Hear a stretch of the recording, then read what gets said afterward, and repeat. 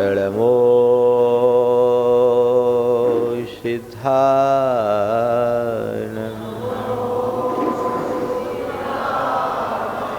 एडमो आयरियाणम्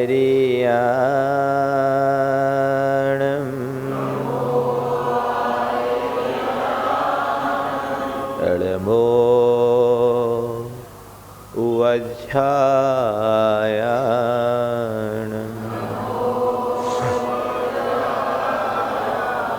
एडमोलोये सवशाहुनम्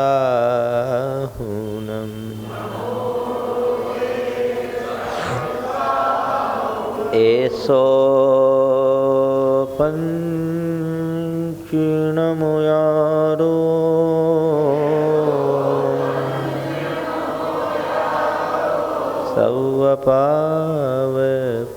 सवपावपनाशनो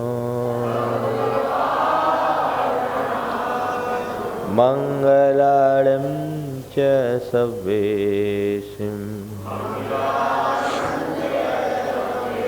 पढ़मं ओई मंगलम।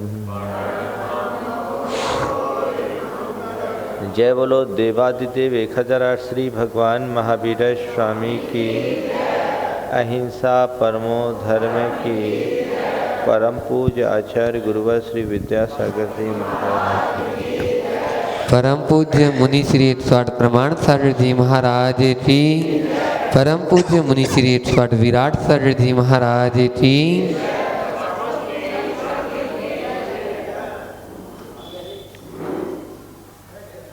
जिस संसार में हम रह रहे हैं वह संसार दुख स्वरूप है। इस दुख स्वरूप संसार से मुक्ति के लिए हमें मोक्ष मार्ग का आश्रय लेना होगा। सम्यक दृष्टि धर्मात्मा संसार से मुक्ति के लिए हमेशा सचेष्ट रहता है, प्रयत्नशील रहता है। उसके अंदर की केवल एक ही अंतर्भावना होती है कि कब मैं संसार से बचूं। एक पक्षी, एक तोता यदि किसी भूलवश एक बार पिंजड़े में कैद हो जाए तो उसके मन में हमेशा एक ही ख्याल रहता है कि कब मैं इस पिंजड़े से बाहर निकलूं। पिंजड़े के मध्य सोने की कटोरी में मेवा और मिष्ठान भी उसे दिया जाए तो रास नहीं आता, क्योंकि उसे पता है कि पिंजड़े में कैद होकर के मेवा के सुख से भी ज़्यादा आनंददायी उन्मुक्त आकाश में विचरण करते हुए नीम की कड़वी निबोरी के सेवन में है। जो आनंद स्वतंत्रता में है वो आनंद परतंत्रता में नहीं। इसलिए उसके मन में हमेशा बंधन से बचने की भावना रहती है। सम्यक दृष्टि ज्ञानी जीव भी अपनी आत्मा को सर्व बंधनों से मुक्त रखने की भावना भाता है और ये कोशिश करता है कि मैं संसार में बंधनकारी कर्मों से बचूं। पिंजड़ा में पक्षी एक बार बंधता है तो बंध के रह जाता है, लेकिन हमारे साथ तो 24 घंटा बंधन हो रहा है। कर्मों का बंधन अनवरत जारी है। उस बंधन से बचने का संकल्प जब तक प्रकट नहीं होता तब तक हम अपने जीवन का कल्याण या उद्धार नहीं कर सकते। इस बंधन से हम कैसे बचें? सम्यक दृष्टि के विशिष्ट गुणों में प्रथम भाव के बाद दूसरे नंबर का गुण है संवेग भाव। संवेग भाव का मतलब है संसारात भीरुता संवेगः। संसार से भीति होने का नाम संवेग है या पाप से भय होने का नाम संवेग है। हम जिस संसार में रहते हैं उस संसार के प्रति जब तक हमारे मन में भय नहीं होगा, हम सावधान नहीं होंगे। 24 घंटे पाप की प्रवृत्ति हमारे द्वारा होती है। पापों के प्रति जब तक हम सजग नहीं होंगे, हम पाप से बच नहीं सकेंगे। पाप भीरुता हमारे अंदर धार्मिकता का आविर्भाव करती है। जो व्यक्ति जितना अधिक भाव भीरु होता है, वो व्यक्ति अपने कल्याण के रास्ते में उतना ही तत्परता से जुड़ता है। जहाँ भय है वहाँ वैराग्य होता है, और जहाँ भय नहीं होता वहाँ आसक्ति होती है। उदाहरण के लिए, आप भी यहाँ निश्चिंतता से बैठे हैं, आपके मन में किसी भी प्रकार का कोई विकल्प नहीं, लेकिन इसी समय इसी के जगह यदि हम किसी खुले मैदान में हों, चारों तरफ झाड़ झंकार हो, और अचानक किसी ने कह दिया अरे सांप, तो क्या होगा? हाँ, चैन से बैठ पाएंगे? कल्पना करें कि आप यहाँ से चेन्नई जैसी जगह में गए, 2 दिन 2 रात का सफ़र करके गए, वहाँ आपका अपना मित्र मिला, आत्मीय स्वागत किया, आपके साथ रास्ते में एक ट्रेजेडी हो गई, आपका सामान भी चोरी हो गया और जेब भी कट गए, ना आप कुछ खा पाए ना कुछ कर पाए, पहनने के कपड़े भी आपके पास नहीं बचे। अगले के घर गए, उसने आपका आत्मीय स्वागत किया, बढ़िया खिलाना पिलाना हुआ, और 2 रात सो न पाने के कारण अगर आपने आराम करने की इच्छा व्यक्त की, उसने एक कमरा खोल दिया। कमरे में एंटर किए, एंटर करने के बाद उसने कहा भैया बाकी तो सब ठीक है, कमरे में सो रहे हो, सब आराम है, लेकिन एक बात का ख्याल रखना, कल शाम को यहाँ एक काला सांप दिखा था, थोड़ा ख्याल रखना। क्या होगा? सो नहीं पाएगा। क्यों नहीं सो पाएगा? महाराज एक कदाचित झपकी भी आ गई ना तो सपने में सांप दिखेगा। संत कहते हैं जिस संसार में तुम रह रहे हो उस संसार में काल रूपी सांप कभी भी तुम्हें डस सकता है, इतनी समझ रखो। तुम संसार में सो नहीं पाओगे, संसार में खो नहीं पाओगे। कब तुम्हारी मौत आ जाए इसका कोई भरोसा है? आदमी बेखौफ होकर के जिंदगी जीता है और अपनी जिंदगी में अनेक प्रकार के पाप और खटकर्म करता है। उसको ये भी पता नहीं कि मेरी जीवन का अंत कब होगा और मरने के बाद इसका फल कौन भोगेगा। अच्छे बुरे का कोई विचार नहीं, कोई विवेक नहीं, और व्यक्ति उसी तरीके से सारे कार्यों को करते चलता है, आगे बढ़ता जाता है।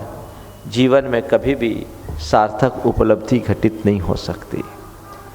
काल का भय होना चाहिए, पाप का भय होना चाहिए, मौत का भय, जीवन की नश्वरता का भान, और पाप के प्रति भीति हो तो धर्म के प्रति अनुराग अपने आप बढ़ता है। आचार्य उमा स्वामी से किसी ने पूछा कि हम अपने व्रतों के प्रति निष्ठा कैसे बनाएं, धर्मनिष्ठ जीवन कैसे जिए, तो उन्होंने कहा एक ही बात का ध्यान रखो, जगत काय स्वभाव वा संवेग वैराग्यार्थम। अपने अंदर के संवेग और वैराग्य को बढ़ाने के लिए संसार की नश्वरता और शरीर की असारता को हमेशा याद में रखो। संसार, शरीर और भोगों की असारता का विचार करने से तुम्हारे अंतरंग में स्थिरता आएगी, मन कभी भटकेगा नहीं। मन को स्थिर करना है तो संवेग का भाव रखो। कहते भरत चक्रवर्ती था, 6 खंड 9 निधियों का अक्षय अधिपति, संपूर्ण भारतवर्ष में जिसका एक छत्राधिपत्य साम्राज्य। वो चक्रवर्ती कैसे सुबह उठता था पता है? उसे उठाने के लिए घंटे का नाद किया जाता था और कहा जाता था वर्धते भयम वर्धते भयम वर्धते भयम। भय बढ़ता है, भय बढ़ता है, भय बढ़ता है। चक्रवर्ती और भय, चक्रवर्ती को किसका भय? चक्रवर्ती को बाहर का कोई भय भले ना हो, भीतर के भय की संभावना तो सबके साथ, और किसी का भय नहीं, मौत का तो भय है। कब मौत आ जाए कोई पता है? कोई पता नहीं। लोग कहते हैं कि कब किसकी मौत आ जाए कोई पता नहीं, लेकिन इसके बाद भी अपने जीवन को सुधारने का प्रयत्न क्यों नहीं करते? जब कोई दूसरा मरता है तो एक पल के लिए शमशानिया वैराग्य आ जाता है कि भाई देखो जीवन का कोई भरोसा नहीं, बढ़िया आदमी था चला गया। लेकिन उसके बाद एक दिन एक लड़के ने कहा महाराज आजकल तो शमशानिया वैराग्य भी ख़त्म हो गया, शमशान में भी हंसी मजाक चलते रहते हैं। लोगों की संवेदनाएं कम होते जा रही है और जीवन की सच्चाई से विमुखता बढ़ते जा रही है। जीवन की सच्चाई को जानने वाला व्यक्ति कभी जीवन में गलत कार्य नहीं कर सकता। संवेग भावना कहती है जीवन की नश्वरता को पहचानो। तुम्हारा ये जीवन नश्वर है, कब तुम्हारा अंत हो जाए पता नहीं, तुम्हारी एक श्वास का भी भरोसा नहीं, कौन सी श्वास तुम्हारी आखिरी श्वास बन जाए इसका कोई ठिकाना नहीं, पल का भी भरोसा नहीं, श्वास का भी विश्वास नहीं। इस पर विश्वास है? मैं कभी भी मर सकता हूं इसका एहसास है, मेरे प्राण कभी भी निकल सकते इसका बोध है। लोग ये तो कहते हैं कि मरेंगे एक दिन, सबको मरना है, जो आया है सब जाएगा। सच है, सबको मरना है तय है, लेकिन अभी हमको नहीं मरना है, अभी औरों को मरना है, हमारा नंबर आखिरी में आएगा। ये सोच, कब तुम्हारे साथ क्या हो जाए कोई पता है, इसलिए संभलो। महाराज जी आप लोग जब इस तरह की नेगेटिव बातें कहते हैं तो मन में हताशा आने लगती है। अरे जीवन नश्वर है, जीवन नश्वर है, जीवन नश्वर है, सारी जिंदगी जीवन की नश्वरता की चर्चा करते करते तो जीवन का रस ही नहीं ले पाएंगे। तो ये तो जीवन से भागना हो गया। नहीं, जीवन की नश्वरता का बोध जीवन से भागने के लिए नहीं, जीवन के प्रति जागने के लिए। भागना नहीं है, जागना है। आप अपने जीवन के प्रति जागो। आपको जब ये कहा जाता है कि जीवन कभी भी नष्ट हो सकता है, इसका मतलब ये नहीं कि सबसे उदासीन होकर के मौत को गले लगा लो या हताश होकर के बैठ जाओ, कर्मण्य बन जाओ। नहीं, जीवन की नश्वरता या कभी भी मौत आ सकती, इस बात की अगर आपको सूचना दी जाती है तो केवल इसलिए दी जाती है कि तुम्हारे पास समय कम है, काम अधिक, जो जल्दी करना है कर लो। जब आपके पास बहुत सारे काम होते हैं और टाइम कम होता है तो आप लोग क्या करते हैं? हाँ, प्रायोरिटी रहती है। सबसे ज़्यादा प्रायोरिटी किसको देते हैं? हाँ, जो सबसे ज़्यादा इम्पोर्टेंट हो। जो सबसे ज़्यादा इम्पोर्टेंट हो उसको आप सबसे ज़्यादा प्रायोरिटी देते हो और फटाफट काम सलटाना चाहते हो, सलटाते हो। मैं आपसे कहता हूँ, रोज़ आपको घंटी बजाई जाती कि मौत कभी भी आ सकती है। आपने किसे सलटाया? आपने अपनी कोई प्रायोरिटी सुनिश्चित की? आपने किस काम को प्राथमिकता दी? आपकी प्रायोरिटी में क्या है? आपके जीवन में जो महत्वपूर्ण कार्य है वो करने का आपने सोचा या नहीं सोचा? आप बताओ, आपका जीवन का सबसे महत्वपूर्ण भाग क्या है? सबसे ज्यादा महत्वपूर्ण कार्य आपके जीवन के लिए आपकी दृष्टि में क्या है? कोई है भी कि नहीं है? बोलो। हाँ, क्या है? हाँ, क्या बात हो गई? बोलो। बस कहानी खत्म। पता है कि मेरे जीवन का कभी भी अंत हो सकता है, तो तुमने अपने जीवन के लिए क्या सोचा? तुम्हारी प्रायोरिटी में क्या है? जीवन नश्वर, आत्मा का कल्याण करना है, विचार है, तो आज तक की योजना में आत्म कल्याण का स्थान कहाँ है? आत्मा का कल्याण करेंगे सब कहते हैं, जीवन का कल्याण तो करना है ना। कब करेंगे? मरने के बाद। कब करोगे? आत्मा का मुझे कल्याण करना है तो आत्मा का कल्याण कब करोगे? कोई आके बता देगा है? कि आओ अपनी आत्मा का कल्याण कर लो। अभी करो। सबसे पहले मेरे लिए करनी यदि कुछ है तो मेरे आत्मा का कल्याण है। बाकी मैं जो जोड़ूंगा वही छूट जाएगा। मैं अपनी आत्मा के लिए जो करूंगा वही मेरे काम में आएगा। तो जो मेरे लिए कल्याणकारी उसे मैं प्रमुखता दूं। बाकी तो जीवन के गुजारे के साधन है, वो सेकेंडरी है। लेकिन सेकेंडरी को आपने एकदम टॉप प्रायोरिटी पे रख दिया, और जिसे टॉप प्रायोरिटी पे रखना चाहिए वो सबसे निचले पायदान पे है। आप विचार कीजिए, आप जब कभी भी अपने जीवन के विषय में सोचते हो तो आपकी सोच में क्या आता है? आपका व्यापार आता है, कारोबार आता है, उसके विस्तार की बात आती है, परिवार आता है, बच्चे आते हैं, बच्चों के शादी ब्याह आते हैं, नाती पोते आते हैं, संपत्ति को बढ़ाने की बात आती है। अपनी आत्मा की बात कब आती है?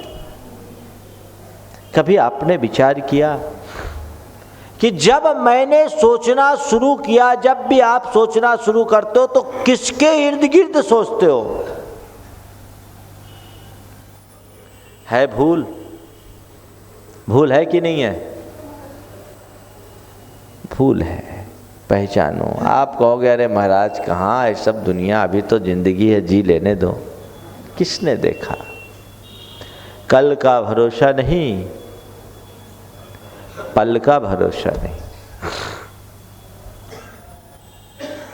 मुझे एक सज्जन ने एक व्यक्ति के बारे में बताया। मेरठ के एक सज्जन थे। उन्होंने, ये सन 1972-74 के आसपास की बात है, उस जमाने में 30 लाख रुपए की लागत से अपनी हवेली बनाई। बहुत कॉस्टली होगी। अरमानों से भर करके हवेली बनाई। उस हवेली के बनाने के बाद जिस दिन उसमें गृह प्रवेश हुआ, मुझे एक घटना सुनाई थी। कटनी के एक सज्जन थे जय कुमार जी सिंघई, उनके व्यापारी मित्र, उनके घर गए तो जैसे उनकी हवेली में गए तो दरवाजे पर लिखा था, आगाह अपनी मौत से कोई बसर नहीं, सामान 100 वर्ष का पल की खबर नहीं।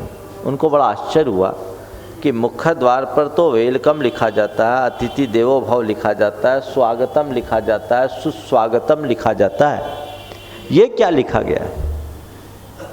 उनने पूछा कि भाई ये बात इस दरवाजे पर क्यों? तो उस व्यक्ति ने कहा कि इसकी कहानी विचित्र है। मेरे पिताजी ने बहुत अरमानों से भर करके हवेली बनाई थी। खुद छत्ता लेकर के धूप में खड़े होकर के काम करवाते थे। इसमें एक एक चीज उनने अपनी पसंद से लगाई। लेकिन क्या बताऊं, जिस दिन गृह प्रवेश हुआ, एक पैर अंदर और एक पैर बाहर, हाथ फैल हुआ, यहीं चले गए। घर में एक दिन भी नहीं रह पाए। एक दिन घुस नहीं पाए घर में, एक पैर बाहर एक पैर भीतर, और प्राण निकल गया।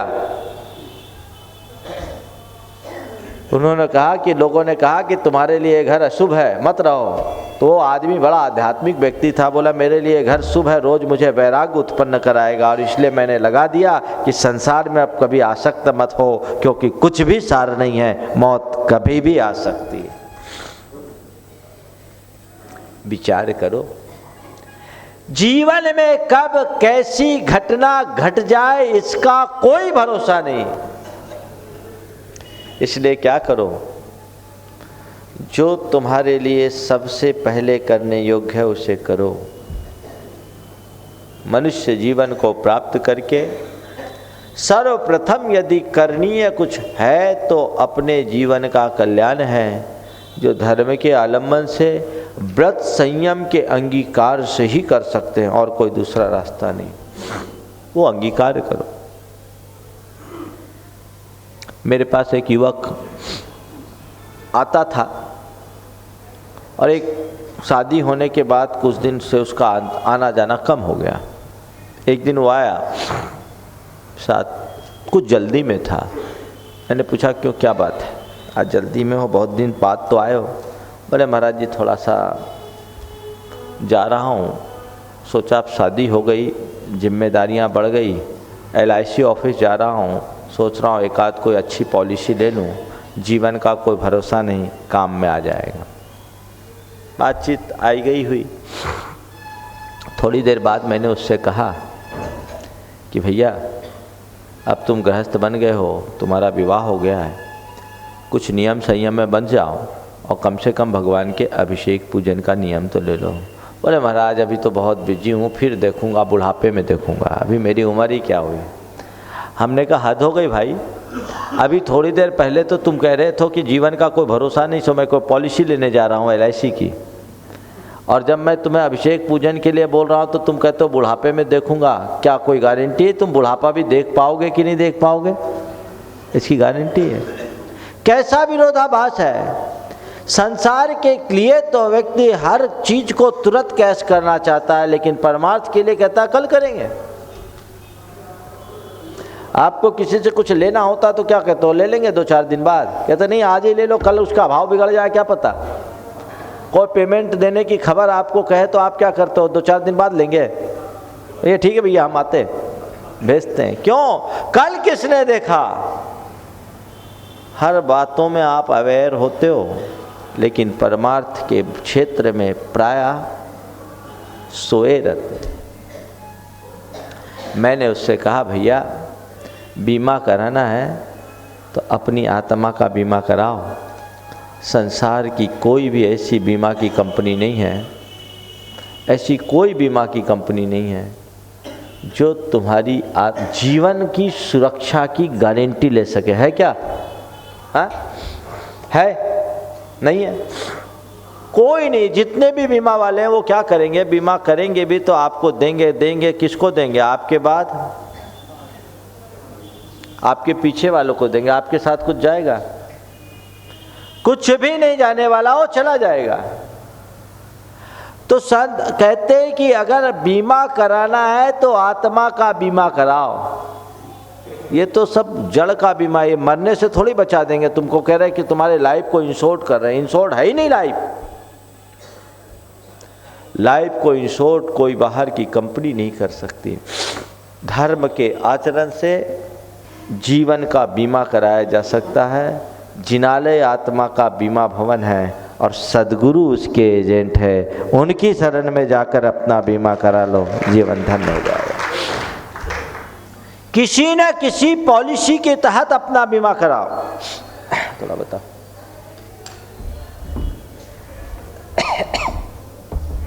किसी पॉलिसी के तहत अपना बीमा कराओ। जीवन को सुरक्षित करने का प्रयत्न करो। जीवन नश्वर है, कभी भी नष्ट हो सकता है।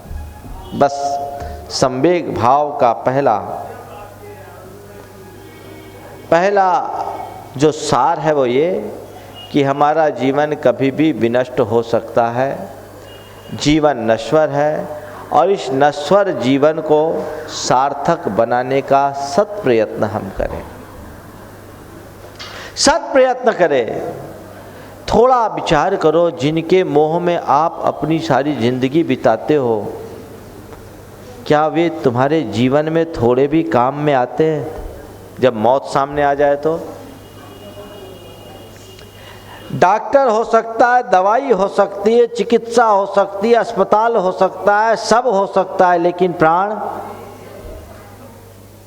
सब मुंह ताकते रह जाते हैं, कोई कर नहीं सकता। इसलिए कहते हैं जितने दिन का जीवन मिला उतने दिन को उसका सदुपयोग करो और हमेशा ये विचार करो कि आज मैंने आँख खोली, आज का दिन मुझे मिला है, कल मिले न मिले।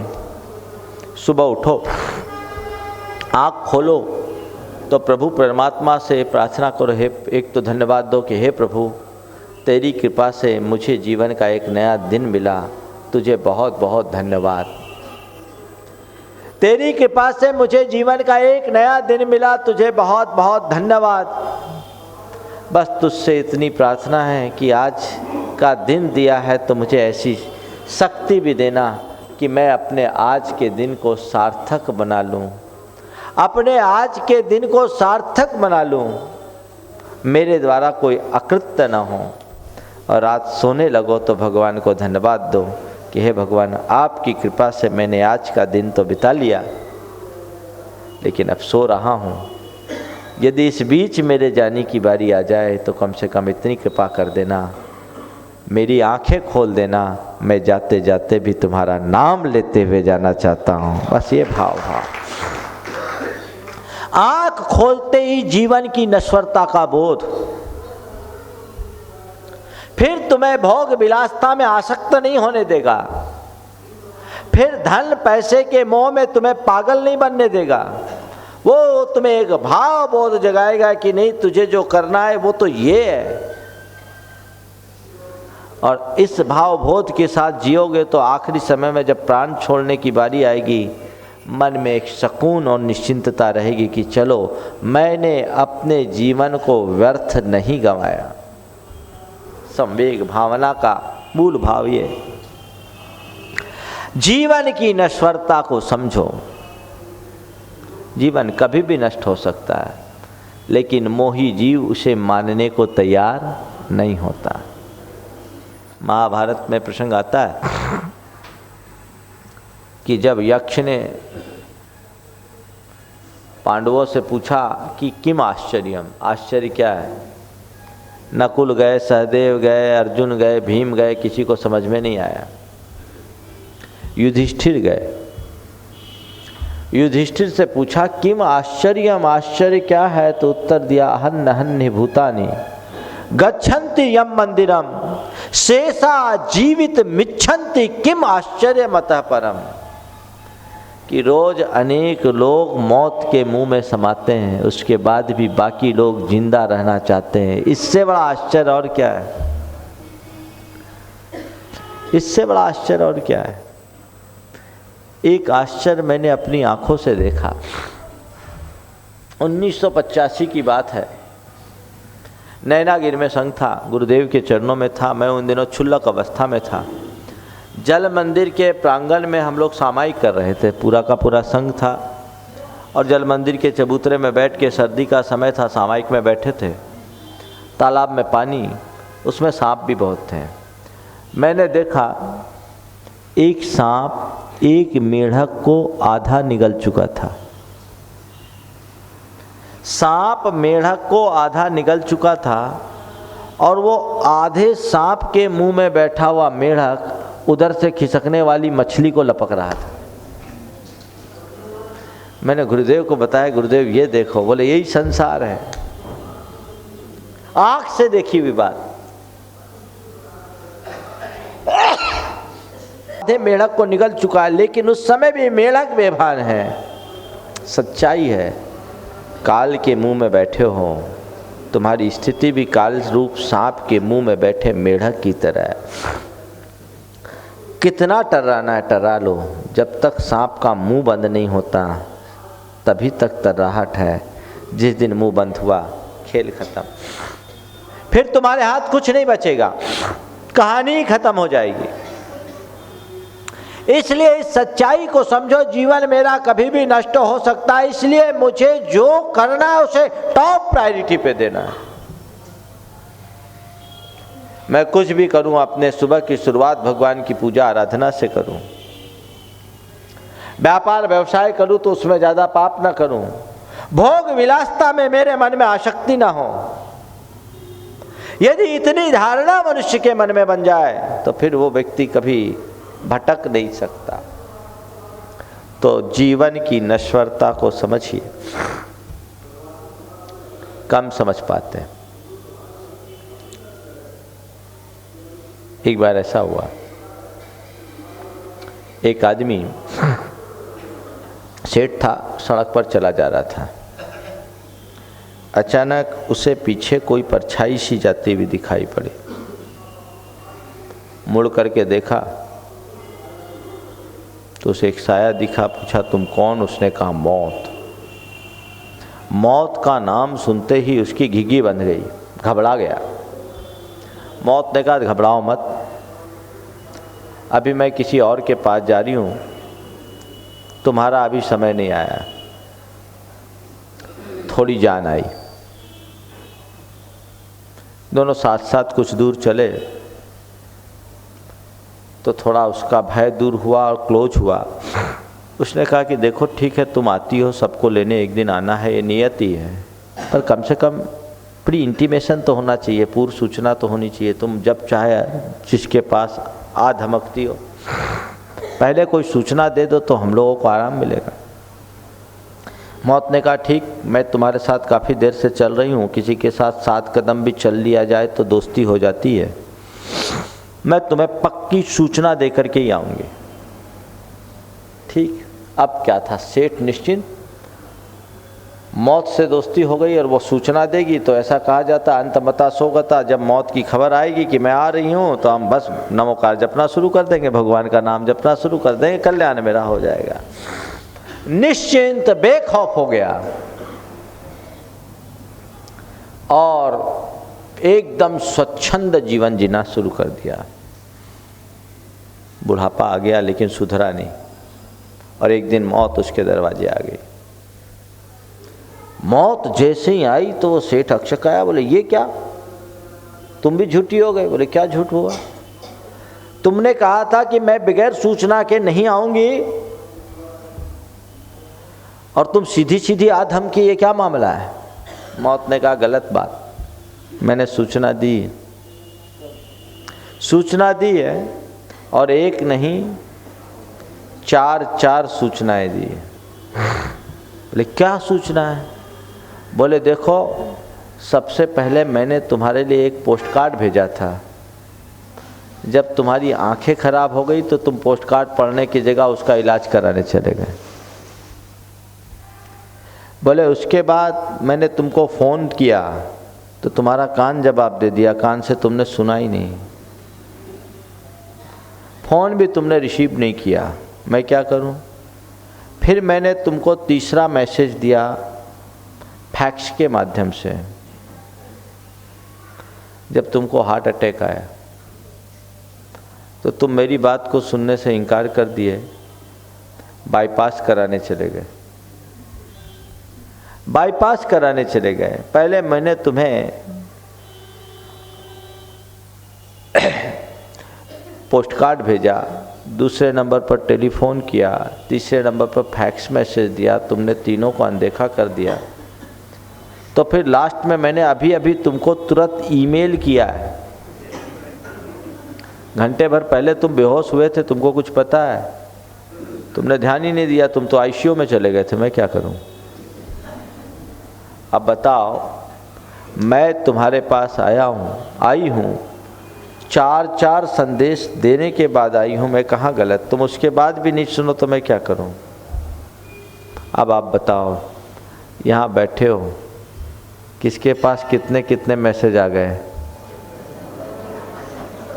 बाल पकना भी एक मैसेज है, दांत गिरना भी एक मैसेज है, आँखों से सूझना नहीं भी मैसेज है, कानों से सुनाई नहीं देना भी मैसेज है, और दिल की बीमारी से ग्रसित हो जाना भी एक बहुत बड़ा मैसेज है, समझो।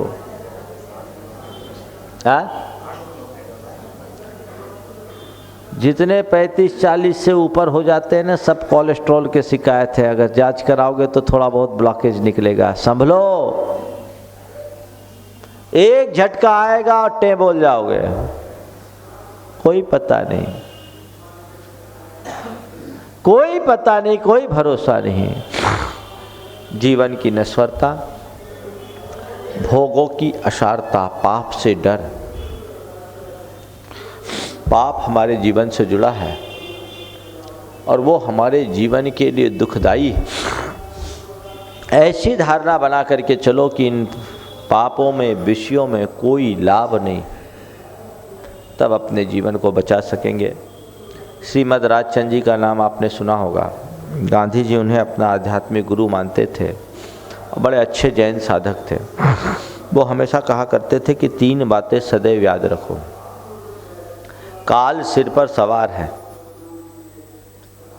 आँख खोलते ही, पाँव रखते ही पाप लगता है, और नज़र उठाते ही जहर चढ़ता है। काल सिर पर सवार है, आँख खोलते पाँव रखते ही पाप लगता है और नज़र उठाते ही जहर चढ़ता है। मतलब अपने आप को संभालना चाहते हो तो ये 3 बातें सदैव याद रखो। काल सिर पर सवार है, काल का वार तुम पर कभी भी हो सकता है। नंबर 2, पाँव रखते ही पाप लगता है, कदम कदम पर पाप की संभावनाएं हैं, इसलिए पाप से बचो। और नंबर 3, नज़र उठाते ही जहर चढ़ता है, विषयों की तरफ तुम देखे नहीं कि उसका जहर तुम पर चढ़ा नहीं, तुरंत उसका जहर चढ़ सकता है। इसलिए इन बातों को विचार करके अपने जीवन को सुधारने का प्रयत्न करो, संवारने का प्रयत्न करो। यदि ऐसे संवेग का भाव बना रहेगा तो जीवन में कभी कठिनाई नहीं आ सकती। एक प्रसंग सुना करके विराम ले रहा हूँ, आज ज़्यादा बोलने की मनोदशा नहीं बन पा रही है। भरत चक्रवर्ती के पास एक बार एक जिज्ञासु पहुँच गया।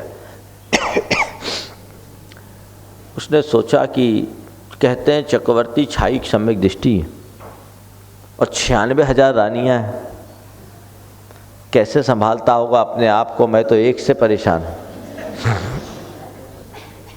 96,000 के बीच सम्यक दर्शन को कैसे मेंटेन करता है।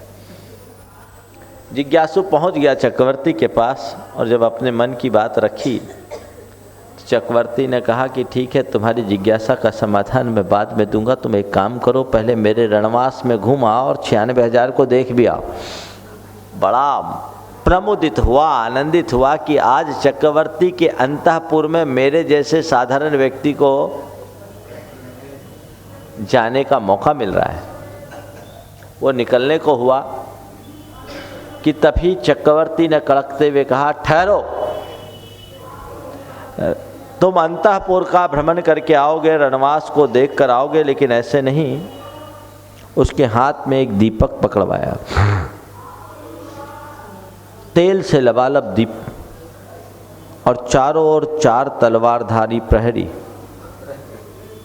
और कहा कि तुम पूरे अंतःपुर का चक्कर लगा कर आओगे इस दीप के प्रकाश में, लेकिन पूरे रास्ते में न तो दीप बुझना चाहिए, न इससे एक बूंद तेल छलकनी चाहिए। दीप के बुझते ही ये तलवारधारी तुम्हारे जीवन दीप को बुझा देंगे और बूंद के छलकते ही तुम्हारी गर्दन भी नीचे ढलक आएगी।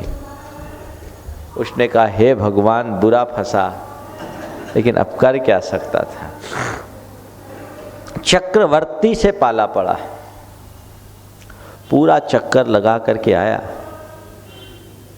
चक्रवर्ती के सामने जैसे ही आया, चक्रवर्ती ने पूछा, ये बताओ क्या क्या देख कर आए। चक्रवर्ती ने पूछा, ये बताओ क्या क्या देख कर आए। उसने कहा, हजूर, ये दिया और तलवार के अलावा हमने कुछ नहीं देखा। इस दिए और तलवार के अतिरिक्त हमने कुछ नहीं देखा। बस चक्रवर्ती ने रहस्य खोलते हुए कहा, बस यही है मेरे जीवन का रहस्य। तुम्हें दिखते हैं मेरे भोग और विलासता के साधन, तुम्हें दिखाई पड़ती है मेरी निधियां और मेरे रत्न, पर मेरी आंखों में हमेशा झूलती रहती है मेरी मौत।